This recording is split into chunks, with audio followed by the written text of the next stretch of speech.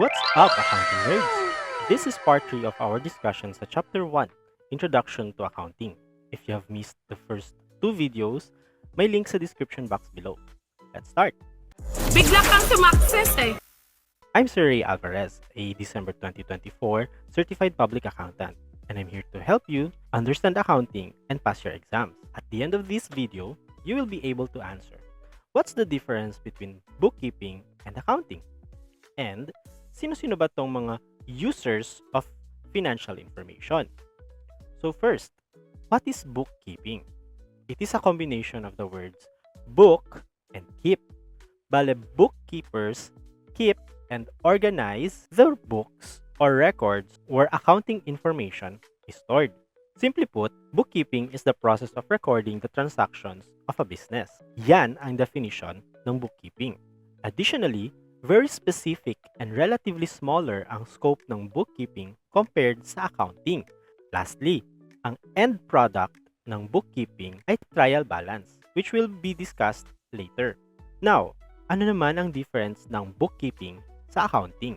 Ang accounting naman, in addition to identifying and recording, may dagdag pang interpreting and communicating financial information as discussed in the previous videos. On the other hand, ang bookkeeping hanggang identifying and recording lang. Next, sa scope naman, as you can see, accounting is much broader in scope compared to bookkeeping. Ang bookkeeping, part lang siya ng accounting. Lastly, ang end product ng accounting ay financial statements. While sa bookkeeping, hanggang trial balance lang. Gets ba? Very good! Sige nga, quick recap tayo. Grab a piece of paper and organize nyo itong mga words into their proper columns. Pause the video and try to answer.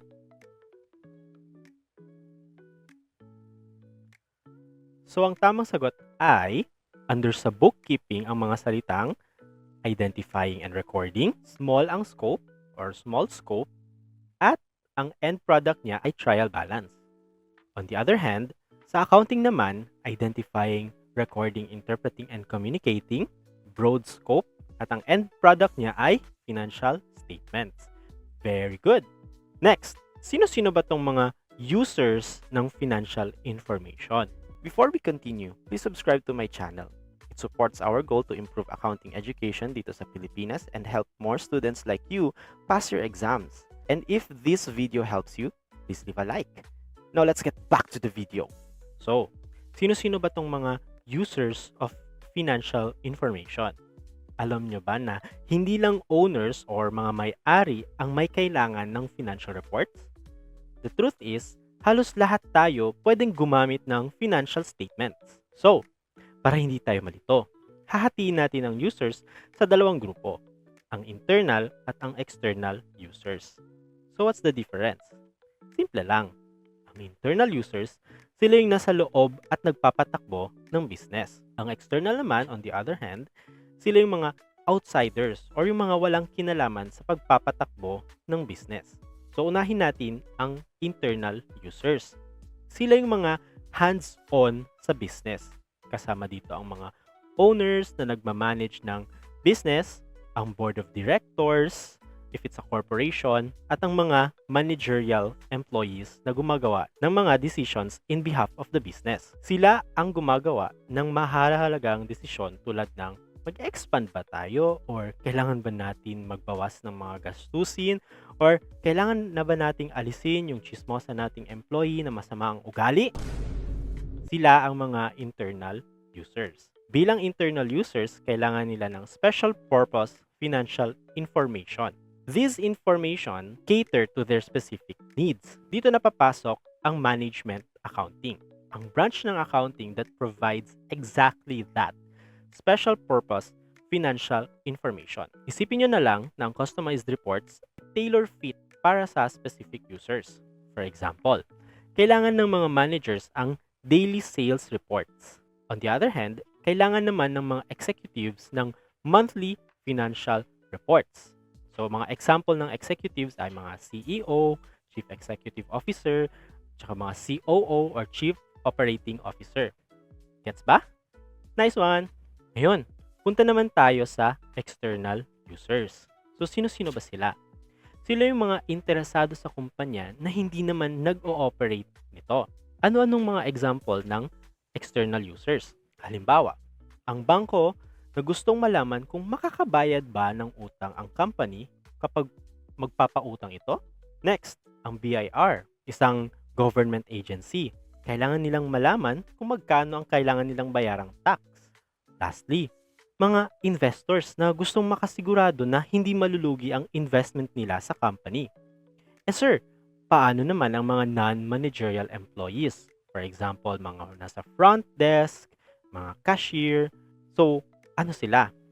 How about ang customers? Are they internal or external users? Ang mga non-managerial employees at ang mga customers, part din sila ng external users. Ha? Bakit? Ganito kasi yan. First, hindi naman sila nagpapatakbo ng business. Kaya nga, in-specify na non-managerial employees. Kasi pag managerial employees, may kinalaman sila sa pagpapatakbo ng business. Next, it is impractical na gawan ng special report ang bawat isang external users. Bakit? Kasi may iba't iba silang need. Kaya ang ginagawa natin ay binibigyan natin sila ng general purpose financial information. Isang standardized report para sa kahit na sinong outsider na pwedeng tumingin. Ang report na to ay para sa mga taong wala namang karapatang mag-demand ng information sa company.